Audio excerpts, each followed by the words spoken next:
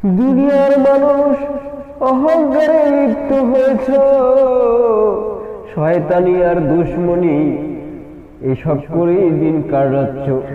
একবারও কি ভাবনি এই পৃথিবীতে তুমি চিরদিনের জন্য আসনি?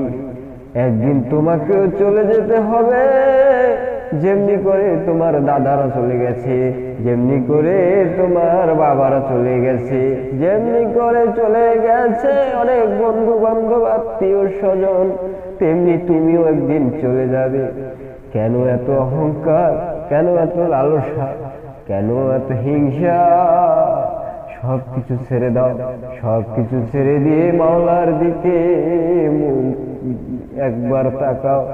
মাওলার দিকে যখন তুমি তাকাবে, দেখবে পৃথিবীর সকল সুখ তোমার মাঝে। টাকা দিয়ে যে সুখ পাওয়া যায় না, ধন সম্পত্তি দিয়ে যে সুখ পাওয়া যায় না, কোনো কিছুতে যে সুখ পাওয়া যায় না, সে সুখ পাওয়া যায় একমাত্র মহান সৃষ্টিকর্তা রব্বুল আলামিনের ইবাদত করতে গেলে। দেখবেন মসজিদে গেলে কত শান্তি লাগে, কত সুখ লাগে। মসজিদের চেয়ে আর কোনো শান্তির জায়গা পৃথিবীতে আর একটাও নেই। বিশ্বাস যদি না হয় ভাই, টুপিটা মাথায় দিয়ে চলে যান মসজিদে। মসজিদে গিয়ে উজু করে আপনি 2 রাকাত নফল নামাজ পড়েন।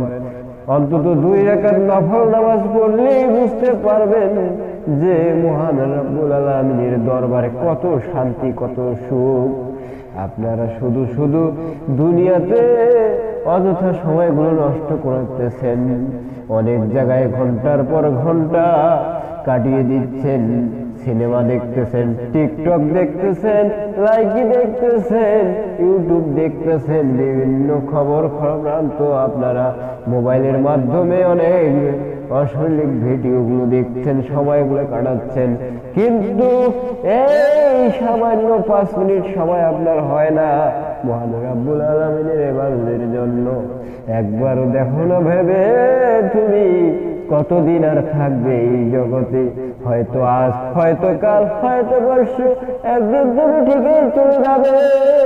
কিন্তু পরবর্তী ভেবে, হাজারো ভেবে চিন্তেও তোমার কোনো লাভ হবে না। তখন আর হাজার কাঁদলেও মানব জনম তুমি আর ফেরত পাবে না। তাই তো বলি ভাইয়েরা, বন্ধুরা, দাদারা, বাবারা, সময় থাকতে ভালো কর্ম করুন, সৎকর্ম করুন, নামাজ পড়ুন, নামাজ পড়ুন, নামাজ পড়ুন।